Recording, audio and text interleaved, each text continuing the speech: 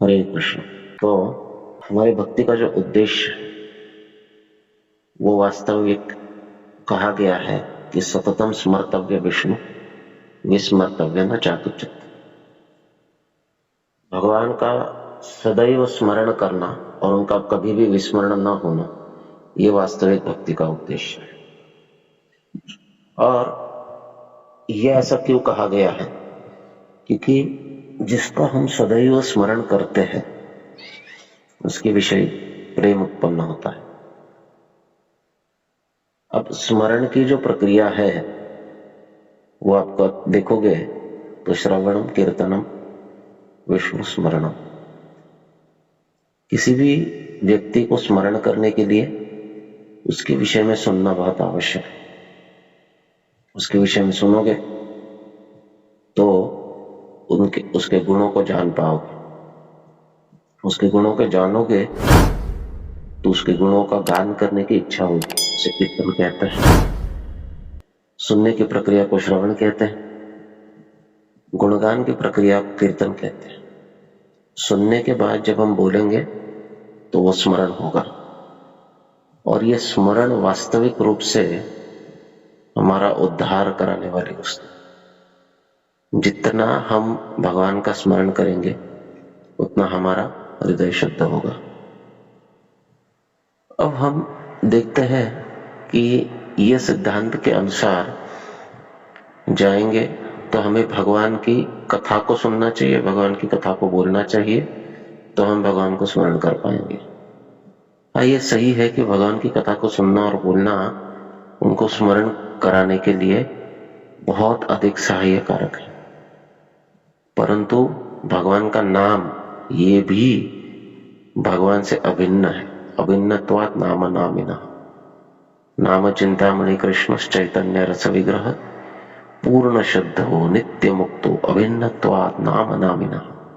ये भगवान से अभिन्न है, ये पूर्ण शुद्ध है, नित्य है, मुक्त है, और इसलिए भगवान का ये जो नाम है ये भी उच्चारण करना ये वास्तविक रूप से भगवान की कथा को उत्पन्न करता है। तो नाम से रूप उत्पन्न होता है, रूप से गुण उत्पन्न होते हैं, और गुणों से लीला उत्पन्न होती है। ये सब स्मरण के लिए सहायक कारक है। इसलिए भगवान नाम का उच्चारण जो है ये बड़ी ध्यान से और प्रेम से करना चाहिए। जैसे पितामह भीष्म कहते हैं अपनी प्रार्थना में, भक्त्यावेश्य मनोयस्मे वाचा यन नाम कीर्तयन् त्यजन कलेवरम योगी मुच्यन्ते काम कर्म भी। अगर व्यक्ति ने अपने मन को भगवान में लगा दिया और वाणी से उनके नाम का उच्चारण कर रहे हैं, और इस अवस्था में अगर कोई अपने शरीर को त्यागता है तो वो सभी कर्मों से मुक्त हो जाता है। अब यहाँ पर मन का आवेश बताया गया है, भक्त्यावेश्य मनोयस्मे, जिसके मन में भक्ति का आवेश है, और ऐसी अवस्था में अगर कोई शरीर छोड़े तो वो भगवत धाम को प्राप्त करता है।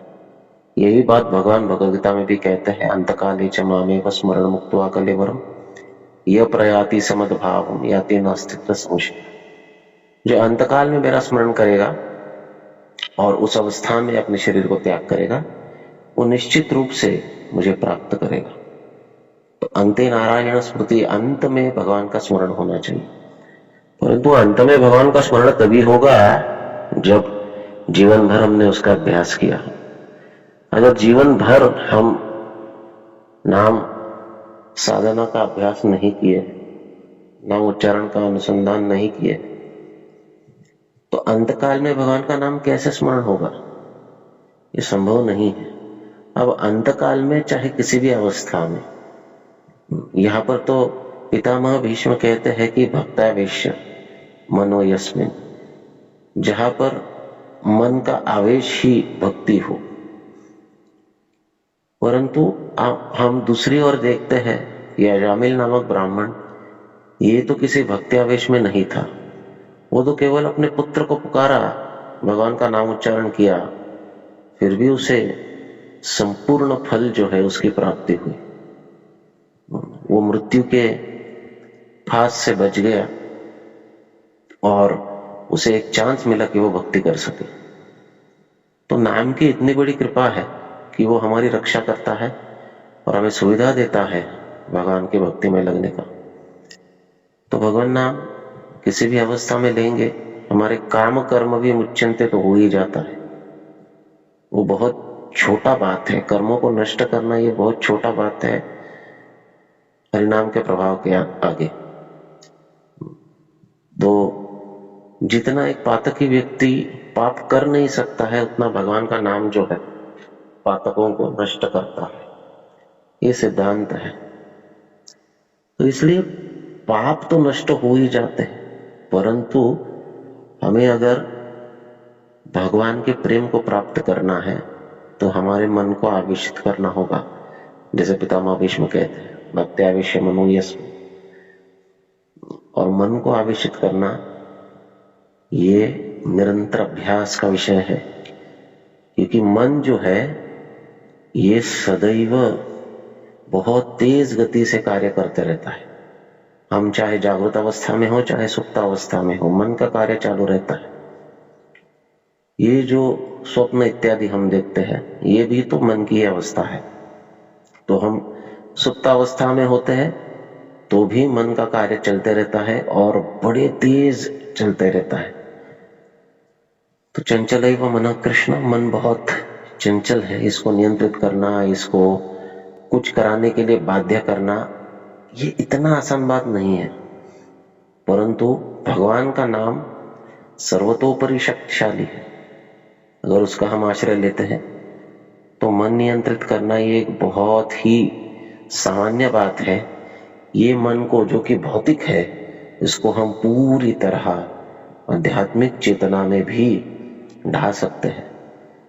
तो इसी को ब्रह्म कहते हैं। ब्रह्म का अर्थ क्या है? बृहद यति ब्रह्म यति इति ब्रह्म। जो स्वयं चेतन है और उसके संपर्क में जो कुछ भी आता है उसको भी वो चेतन बनाता है, वही ब्रह्म है।